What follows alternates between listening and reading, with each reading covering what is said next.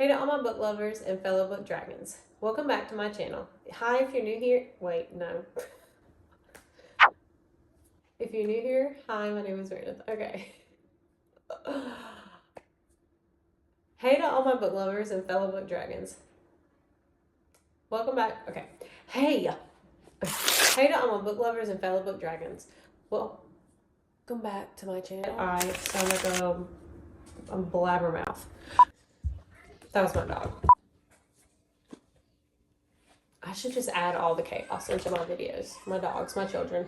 I keep forgetting that when I talk, I need to look at y'all. So when I have to edit, it doesn't look stupid. So. Hey to all my book lovers and fellow book dragons. Welcome back to my channel. If you're new here, hi, my name is Meredith. On today's video, we are going to do a reading wrap up of the month of May. Let's see, how many books have I read? How many books have I read? I'm going to look at my reading journal because that's what I write everything down in. I have read 6 books. I have a DNF, which I do not DNF books very often, but I've told myself that I'm not going to read a book just to read it. If I don't like it, I'm going to leave it alone. I'm just going to put it down and I'm going to find something else to read. So I'm so proud of myself. So I do have a DNF for the month of May, and we have only one 5-star this month. I'm going to pop the books up on the screen and give you the rating as I talk about each book that I've read for the month of May. I'm going to go through my Kindle and I'm going to read the synopsis of each book, and we're going to discuss each book and how I feel about each book. I said each book a lot. So I had a horrible reading funk from the month of January all the way till the beginning of May. And I don't know what happened. I do know what happened. My husband and I watched the new Wuthering Heights movie on HBO, and my husband loved it. It was okay. I hyped it up to be, I thought it was gonna be way better than what it was. I hyped it up. That's what happened. But anyway, my husband loved it. But it made me want to read a Regency romance novel. So let me just explain to you before we get into the first book why I read my first book for the month of May. I wanted to read a Regency forced marriage novel. That's what I wanted to read. Romance. I wanted yearning. I wanted angst. I wanted tension. I wanted them to hate each other. That's what I was desiring. But I also wanted it in the Regency era because of Wuthering Heights, I guess is why I wanted it. I just Googled books in what area I wanted to read, and I found a book, but it was part of an interconnected series, and so it was the second book in the series. And I am so insanely OCD and obsessive about everything, and I was like, well, I gotta read the first one first, even though I could have read that one just fine. But I read the synopsis of the first one, and I was like, it's similar vibes to what I'm looking for, so I went ahead and I read the first one. The first book I read in the month of May is called A Dangerous Kind of Lady by Mia Vinci. I'm going to read the synopsis. A desperate situation calls for dangerous deeds. Proud heiress Arabella Lark has little respect for rules and no time for scruples. Not when she faces marriage to a man she loathes and fears. Determined to save herself, Arabella comes up with a plan. A fake engagement with her childhood nemesis, Guy Roth, Marquise of Hardbury, recently returned. I think that's how you say that, Marquise. That's how I say it. I have no idea if that's even how you say that word. Recently returned home after years away. To Arabella's surprise, Guy has become strong, honorable, and unexpectedly attractive, but he refuses to even hear her plan. After leaving England to escape his corrupt, controlling father, Guy has vowed never to do anyone's bidding again, certainly not Arabella's. To Guy's surprise, Arabella has become intriguing, quick-witted, and unexpectedly attractive, but he has enough drama trying to gain custody of his younger sisters, and he wants nothing to do with her dubious scheme. Until Arabella shows up at his house one night, and Guy finds himself entangled to a dangerous degree. Warm, witty, and moving, this historical romance tells the story of a proud, flawed lady and the man brave enough to love her. This is called the Long Hope Abbey series, and that's the first book in the series. I read the book. It was good. I gave it a 3.5 rating. It was funny. It was warm-hearted. It was definitely what I needed in the moment, and I ate it up and I read it in like 2 days. After reading that book, that led me to the book that I actually wanted to read, and it's the second book in the series, and it's called A Wicked Kind of Husband by Mia Vinci. This book was exactly what I wanted. Let me get the synopsis for this book. It was the ideal marriage of convenience until they met. This makes me happy just reading this synopsis. Cassandra DeWitt has seen her husband only once, on their wedding day 2 years earlier, and this arrangement suits her perfectly. She has no interest in the rude, badly behaved man she married only to secure her inheritance. She certainly has no interest in his ban on her going to London. Why, he'll never even know she is there. Until he shows up in London too, and Cassandra finds herself sharing a house with the most infuriating man in England. Joshua DeWitt has his life exactly how he wants it. He has no need of a wife, disrupting everything, especially a wife intent on reforming his behavior. He certainly has no need of a wife who is intolerably amiable, insufferably reasonable, and irresistibly kissable. As the unlikely couple team up to battle a malicious lawsuit and launch Cassandra's wayward sister, passion flares between them. Soon the day must come for them to part, but what if one of them wants their marriage to become real?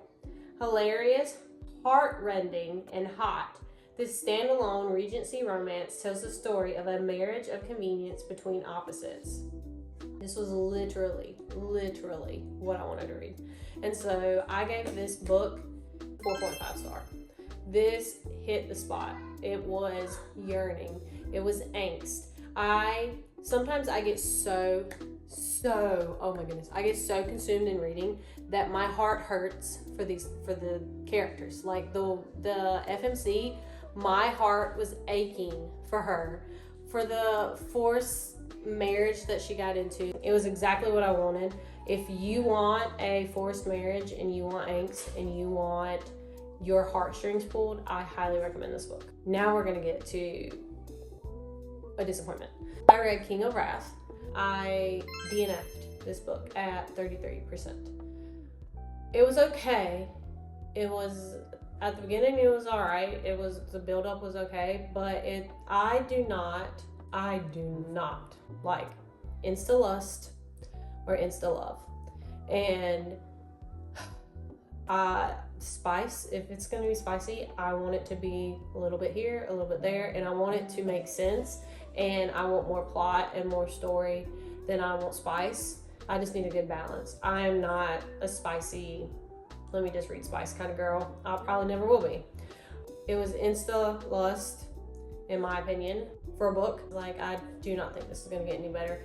I really didn't have any connection to either character, FMC or the MMC, and I just didn't even feel like there was any angst or tension by the time that they started to have a spicy scene. So that's why I DNF'd. After that, after we went through all of the romance for the month of May, I decided to jump back into fantasy. Fantasy, romantasy, and fantasy are my favorite genres, but I do branch out and I do read other things to kind of, because sometimes I feel like I get in a funk with fantasy, and so I felt like I needed a palate cleanser, and so I decided I wanted to get back into fantasy, and I read The Rose Bargain, a new Victorian-inspired romantasy, perfect for fans of Bridgerton, The Selection, and The Cruel Prince. Now, I've watched the Bridgerton series. I've only read one book from the Bridgerton series. I do want to read them all eventually, but I need to be in the mood for those books. The Selection, I love The Selection. I ate up The Selection. I thought that series was a very well-written series. It is similar to Rose Bargain, but much, in my opinion, much better series. And then I want to read The Cruel Prince. I actually want to do a reading vlog of reading the trilogy with you guys. So if you want to do that, then just let me know in the comment. London, 1848. For 400 years, England has been under the control of an immortal Fey queen who tricked her way onto the throne. To maintain an illusion of benevolence, Queen Moore grants each of her subjects one opportunity to bargain for their deepest desire. As Ivy Benton prepares to make her debut, she knows that not even a deal with the Queen could fix what has gone wrong. Her family's social standing is in shambles. Her sister is a shadow of her former self, and Ivy's marriage prospects are non-existent.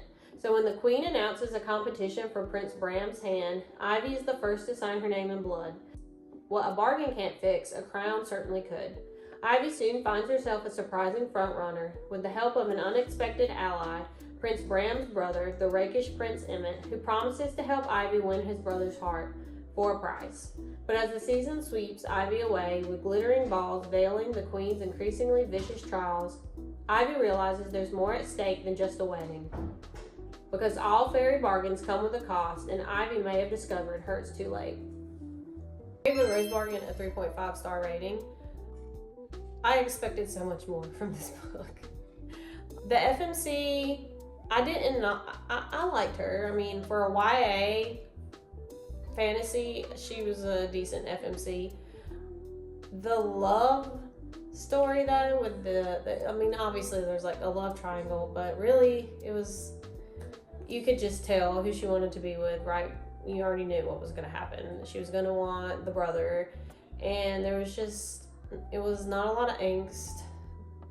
And I know you're going to be like, well, it's a YA, but I have read some YA fantasies that are just, the angst is just amazing.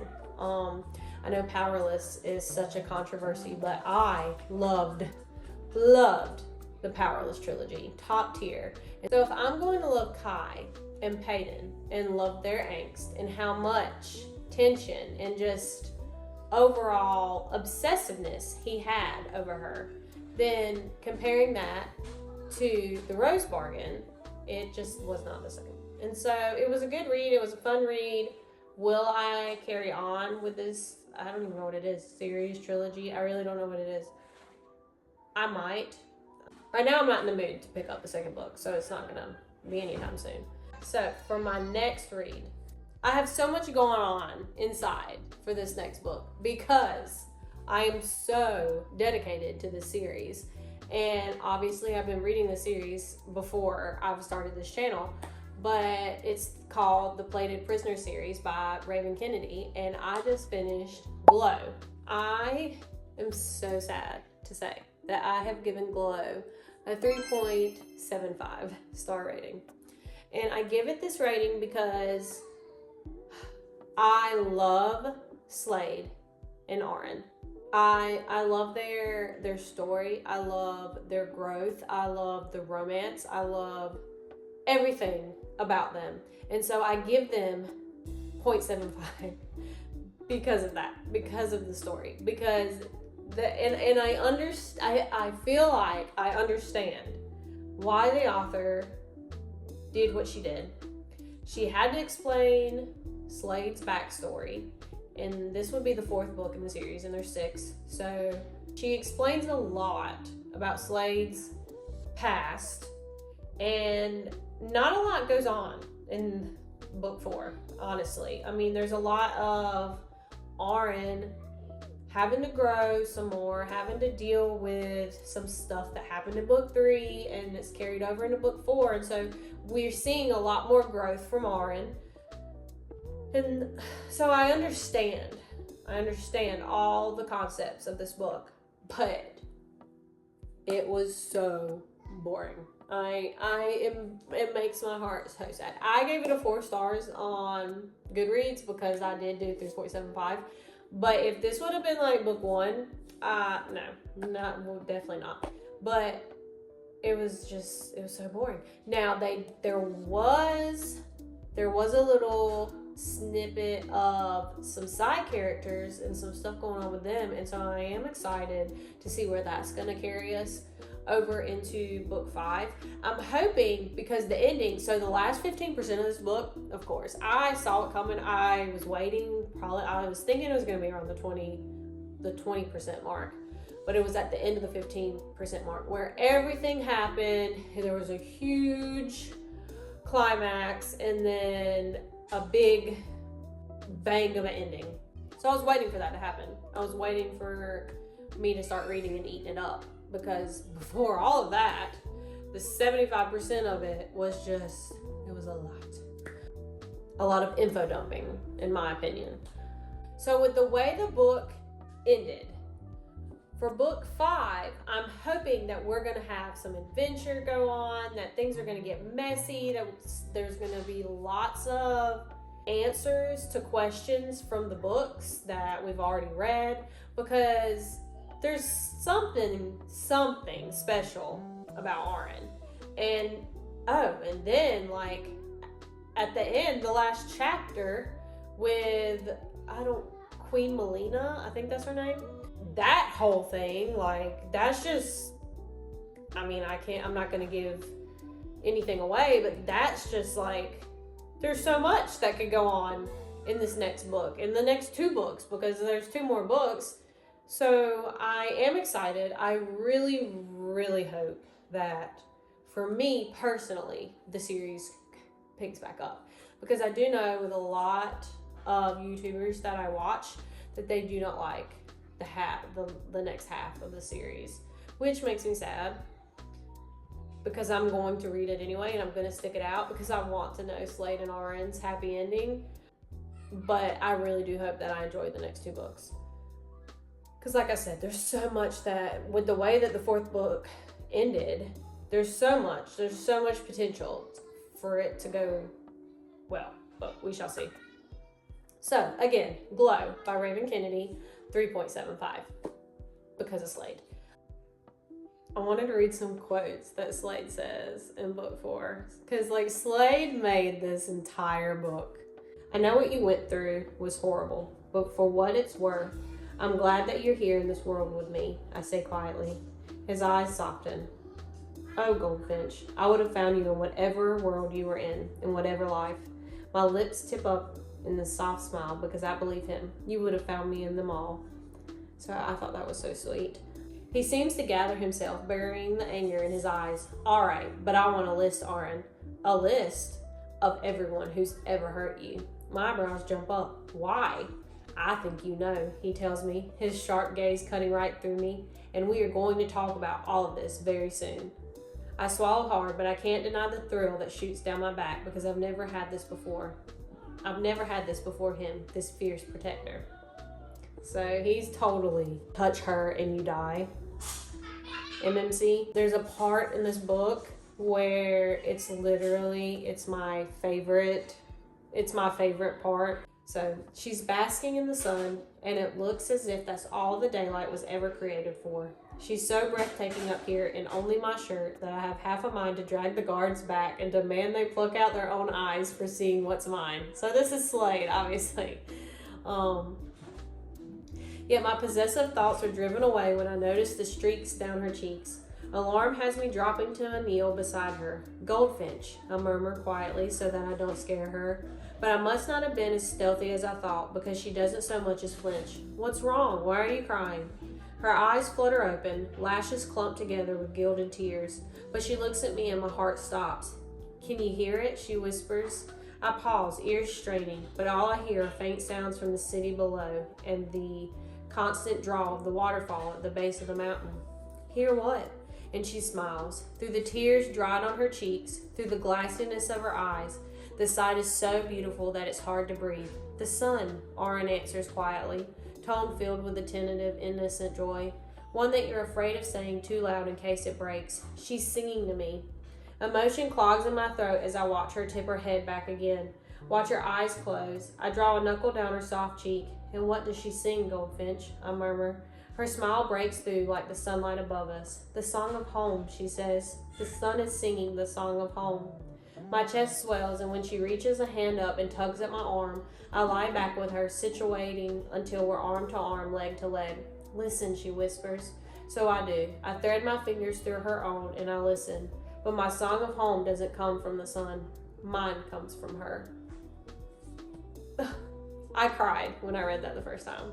My last book for the month of May was The Wolf King by Lauren Powell Freeman. I think that's how you say her name. It was my only 5-star for the month of May. I ate this book up in like 2 days. It was great. I loved the story. It's about a princess named Aurora, and she's engaged to be married to this wicked man named Sebastian. And so then this book is a fantasy, so it's about werewolves, and the MMC Callum, he's the alpha, he kidnaps and takes her to his pack. There's going to be some love interest and a love triangle going on. It's definitely a fun read. So those are all of my books for the month of May that I have read. I hope you've enjoyed this video. If you liked videos like this, please give it a thumbs up and comment down below, and I will make many more videos similar to these. And please don't forget to hit the subscribe button so that you can see when my next video pops up.